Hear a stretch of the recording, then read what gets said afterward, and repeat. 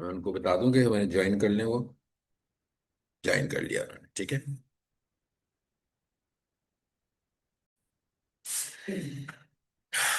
Fine.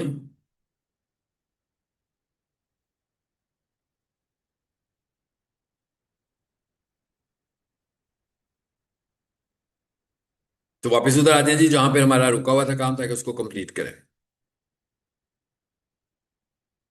जी। अभी भी ये नहीं चलेगी। हम तो चाह रहे हैं कि जैसे ही हम डोमेन का नाम लिखें, सब डोमेन का नाम लिखें, तो ऑटोमेटिक हमारी वेबसाइट लाइव हो जाए। तो अब आपने एक और काम क्या करना है, इसको बाहर निकालना है। किसको? इसे खोलें, डबल क्लिक करके आपको पता लग जाएगा मैं किसकी बात कर रहा हूँ। डाटा की। ये है ना वेबसाइट हमारी सारी, इसने चलना है। इसको आप 1 लेवल कर लेते हैं। इसका काम तो खत्म हो चुका हुआ है, ये तो एक सोर्स था ना, घुमाने के लिए, ट्रैवल कराने के लिए। तो मैं इसको डिलीट कर देता हूं, ताकि मिक्स ना हो। अब मैं इसे खोलता हूं। ये सब डोमेन में नहीं था, सब डोमेन के अंदर एक फोल्डर में चला गया, ऐसे ही है। ये फोल्डर किस नाम से है? Public HTML. एक चीज याद रखें, जब हम अपनी वेबसाइट को लाइव कर रहे होते हैं, तो हमारी होस्टिंग में बाय डिफॉल्ट एक पब्लिक एचटीएमएल का सिस्टम फोल्डर होता है। आपकी जो मेन वेबसाइट होती है वो उसके अंदर आती है। लेकिन मेन वेबसाइट तो एक ही हो सकती है ना। बट आप एक होस्टिंग में बहुत सारी सब डोमेन्स बना सकते हैं, जैसे आपने देखा मैंने बनाई है। मे भी इस तरह की 5 बन जाए। लेकिन पब्लिक एचटीएमएल में तो नहीं रख सकते आप। क्यों? क्योंकि पब्लिक एचटीएमएल तो सिर्फ एक ही हो सकता है। इसका मतलब क्या हुआ कि सब डोमेन में आप जितना भी डाटा लाओगे उसको पब्लिक से बाहर निकालोगे, फिर वो चल पड़ेगा। पब्लिक में रखोगे तो बार बार आपको सब डोमेन के आगे पब्लिक एचटीएमएल का रूट बताना पड़ेगा। जैसे आप विंडोज में बताते हैं ना कि भाई ये चीज जो है वो सी के ऊपर, ए के अंदर, सी के अंदर एक अली का फोल्डर पड़ा हुआ है, तो इसी तरह आपको यहां पर भी ये बताना पड़ेगा। तो हमने कहा नहीं भाई, इसको बाहर निकाल देते हैं। कैसे बाहर निकालना है? मैंने इसे फोल्डर को खोला। जी। देखते जाइएगा, ये क्या लिखा हुआ आ रहा है? Select all. जिन स्टूडेंट्स ने हमें आज ज्वाइन किया या एक दिन पहले ज्वाइन किया, उनको बहुत अच्छी ये बात समझ में नहीं आनी चाहिए, क्योंकि उन्होंने प्रीवियस बैकग्राउंड काफी सारा नहीं देखा हुआ। लेकिन फिर भी ये जो हम अपलोड कर रहे हैं, अपलोड हम पहली दफा ही कर रहे हैं, ऐसे ही है ना जी। सी पैनल में हम फर्स्ट टाइम आए हैं। लेकिन क्या अपलोड कर रहे हैं ये हमने सीखा था, लोकली तौर पर बनाना कैसे है। चाहिए सब कुछ सिलेक्ट हो गया। मैं करना क्या चाह रहा हूं इसको? पब्लिक एचटीएमएल से एक स्टेप पीछे लेकर जाना चाहता हूं, तो मूव हुआ ना ये। कॉपी तो नहीं होगी। कॉपी में तो यहां भी रहेगा, वहां भी चला जाएगा। तो मैं कहता हूं मूव करो इसको आगे। ये बता रहा है कि ये इस वक्त कहां है, बता रहा है ना कि इस वक्त कहां है। क्या बता रहा है इस वक्त कहां है? पब्लिक में है। कहां लेकर जाना है? इससे एक स्टेप पीछे। भाई इस वक्त ये बता रहा है कि ये कहां पड़ा हुआ है। पब्लिक एचटीएमएल आपने देखा भी ना कि मैंने पब्लिक एचटीएमएल को खोला। इसका मतलब क्या हुआ? मैं इसे कहां लेकर जाना चाहता हूं, मैं तो इसे यहां लाना चाह रहा हूं। इसका मतलब क्या हुआ? मैं इस पाथ को रिमूव कर दूं बीच में से। तो मैं इसे बैक स्पेस कर देता हूं। हो गया जी बैक स्पेस। अब जब मैं इसको मूव करूंगा तो क्या होगा? वो खाली हो गया फोल्डर। इसका मतलब डिलीट नहीं हुआ, बल्कि वो एक स्टेप पीछे चला गया। अप 1 लेवल लिखा। ये सारी कमांड्स विंडोज की आ रही हैं। विंडोज में भी हम ऐसी कमांड्स प्ले कर रहे होते हैं। देखिएगा जरा, सब कुछ आ गया यहाँ पे। ये पब्लिक एचटीएमएल जो आपको नजर आ रहा है, क्या ख्याल है इसमें कुछ होगा कि खाली होगा ये? अब कुछ होगा कि खाली होगा? बाकी और बाकी लोगों की क्या राय है, कुछ होगा कि खाली होगा? होगा।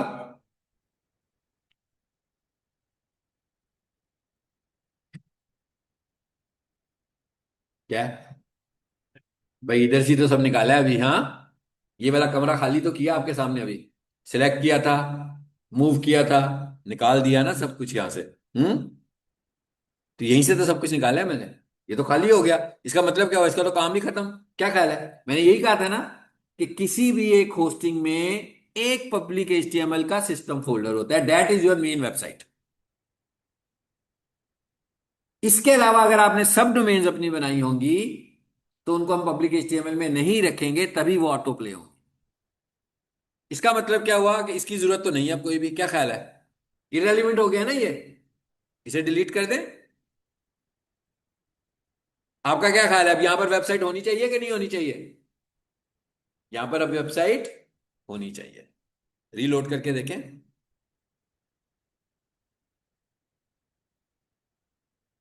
आ गई वेबसाइट? आ गई ना वेबसाइट यहां पर? ये भी आपके, अब ये वेबसाइट हमने लाइव कर ली है। अब हम ये पढ़ कर आए हैं पिछले 2 दिनों में कि भाई अगर आपकी वेबसाइट लाइव है, आप उसका साइट मैप कैसे बनाओगे, आप उसकी रोबोट्स की फाइल कैसे बनाओ। साइट मैप बना चुके थे ना हम, लेकिन वो तो एकदम नहीं बनाया था। एक्चुअली मुझे किसका साइट मैप बनाना है, इसका। अब मैं क्या करने लगा हूं, मैं इसको पकड़ लेता हूँ, यहां से कॉपी कर लेता हूँ, कंट्रोल C। जी कहाँ है जी साइट मैप वाला ऑप्शन, यहां पर तो था ही नहीं। दोबारा बना लेते हैं। क्या लिखा मैंने, ऑनलाइन साइट मैप जनरेटर, एक चीज की मैंने। भाई क्या हो गया, आवाज म्यूट कर लो ना है। एक दफा कर लो, मतलब एक दफा गलती से बच सकता है, दूसरी दफा गलती से नहीं बचता वो, इंटेंशन से बचता है। हाँ, तो इस पे क्लिक करते हैं जी हम, और ये जगह आ गई, ये काम कर चुके हैं हम, किया है ना अभी थोड़ी देर पहले आपने साइट मैप बनाया है। लेकिन इस बार हम जिस वेबसाइट का साइट मैप बना रहे हैं वो डमी नहीं है, वो तो हमारी अपनी वेबसाइट है जो मैं भी लाया हूं, तो मैंने उसका यूआरएल कॉपी करके, यही थी ना। अब ये क्या करेगा, मुझे इसका साइट मैप बना कर दे रहा है। बना दिया। अब मैं क्या करूंगा, इसको डाउनलोड करूंगा, ऐसे ही है ना। अब मैं इसको डाउनलोड करता हूँ, इधर आए जरा। यह है जी download.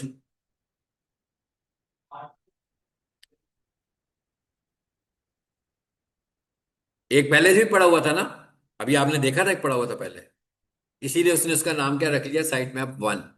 But site map 1 upload नहीं करना, साइट मैप ही अपलोड करना है। तो मैं क्या करने लगा हूं, पुराने वाले को डिलीट करता हूं। ठीक है। और जो दूसरा अभी अभी आया, जो उसका नाम मैं चेंज करने लगा हूं,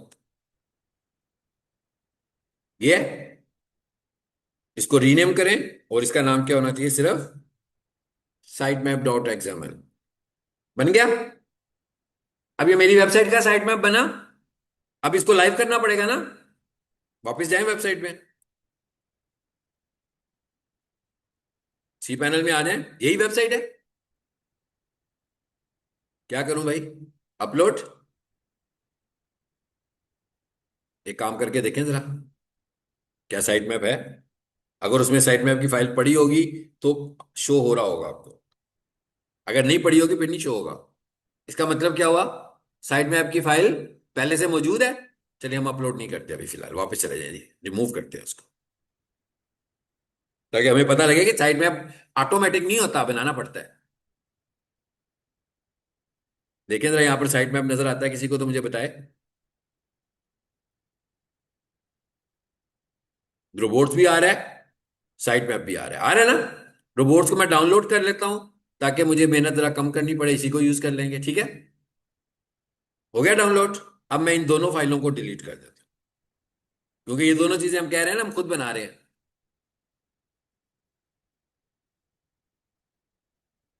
अब जरा चेक करें, रीलोड करके। 404 आ गया, ये वेबसाइट पे नहीं आया, ये साइट मैप पे आया, था ना पहले, इसलिए 404 आ गया। इसका मतलब क्या हुआ, साइट मैप नहीं बना हुआ। और याद रखें, गूगल एक्सपेक्ट करता है कि इसका साइट मैप की फाइल हो, इसलिए पहली दफा भी आपको 404 ही दिखाता।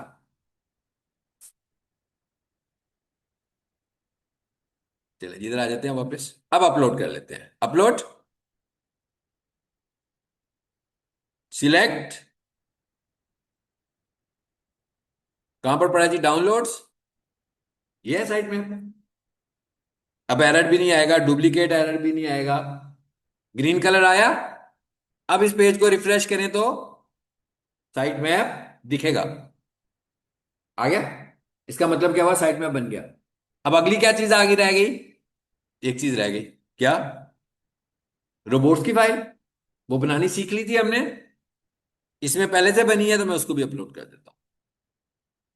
आ गई, यहां आए। मैंने क्या कहा था कि आने वाले 3-4 टॉपिक्स आपस में रिलेटेड हैं सारे, हाँ। अभी भी एक टॉपिक रहता है, उसको अगली क्लास में देखेंगे। आ गया। चलिए, साइट मैप बना, रोबोट्स की फाइल बनी, वेबसाइट लाइव हुई, वेबसाइट के अंदर साइट मैप डाला, रोबोट्स की फाइल बनाई। अब एक आखिरी काम रह गया, वो क्या है, वो अगली क्लास में होगा। वो क्या है, कि भाई गूगल को ये इंफॉर्मेशन देनी है कि हमारी वेबसाइट लाइव हो गई है, और ये इंफॉर्मेशन हम जाकर गूगल को देते हैं गूगल सर्च कंसोल में जाकर। गूगल सर्च कंसोल नाम से ही पता लग रहा है कि गूगल का सर्च कंसोल है जो हमारा डेटा एक्सट्रैक्ट करता है, और फिर हमें यह बताता है कि आपकी वेबसाइट पे ट्रैफिक कहां से आती है, आपकी वेबसाइट पे कोई बग्स तो नहीं है, आपकी वेबसाइट पे कोई टेक्निकल एरर्स तो नहीं है, आपकी वेबसाइट पे कोई स्पीड इश्यूज तो नहीं है। ये सारी इंफॉर्मेशन हमें कहां से मिलनी है, जाकर गूगल सर्च कंसोल से। तो इसका मतलब क्या हुआ कि हम अगले फेज में क्या करने वाले हैं, अपनी वेबसाइट को गूगल सर्च कंसोल के पास लेकर जाएंगे। कैसे लेकर जाएंगे, कैसे उसे पता लगेगा कि ये हमारी वेबसाइट है, कैसे वो इस पे काम करना शुरू कर देगा, उसकी लुक कैसी होगी, ये सब कुछ हम अगली क्लास में देखेंगे। और फिर ये सारा जो हमने चीजों का ब्लॉक बनाया हुआ था, ये पूरा एक ब्लॉक कंप्लीट हो जाएगा हमारा। All these called technical SEO. Site map banana, robot की फाइल बनाना, गूगल सर्च कंसोल में अपनी वेबसाइट सबमिट करना, ये सब के सब क्या है हमारे पास टेक्निकल एसईओ। और गूगल सर्च कंसोल में वेबसाइट क्यों सबमिट कर रहे हैं, यहां पर कैमरे लगे होंगे कि क्लासरूम में शायद नहीं लगे होंगे, लगे होंगे ना कॉलेज में कैमरे। तो उन कैमरों से क्या हो रहा है, कॉलेज वाले आपको मॉनिटर कर रहे हैं। इसी तरह जब हम सर्च कंसोल में अपनी वेबसाइट को सबमिट करेंगे, तो गूगल हमारी वेबसाइट को मॉनिटर करना शुरू हो जाएगा। हम अपनी वेबसाइट को गूगल से क्यों मॉनिटर करवा रहे हैं, ताकि वो हमारी वेबसाइट की मॉनिटरिंग भी करे और हमें सजेशंस भी दे कि क्या इसमें गड़बड़ चल रही है, ताकि हम उस गड़बड़ को भी ठीक करें। और फिर हम ये भी देखें कि हमारी ट्रैफिक कैसे जनरेट हो रही है, कितने इंप्रेशंस आ रहे हैं, कितने क्लिक्स आ रहे हैं, कितनी सीपीसी आ रही है, कितनी कन्वर्जन आ रही है, सीपीसी बोला मैंने, कितनी कन्वर्जन आ रही हैं। तो ये सारा डाटा हमें कहां से मिलेगा, गूगल सर्च कंसोल। इसका मतलब है कि बहुत अर्ली स्टेज पर हमारी वेबसाइट अगर लाइव हो जाए तो हमें उसे सर्च कंसोल में ले जाना चाहिए। ठीक हो गया। इंशाल्लाह नेक्स्ट क्लास में अब हम इसके आगे से स्टार्ट करें।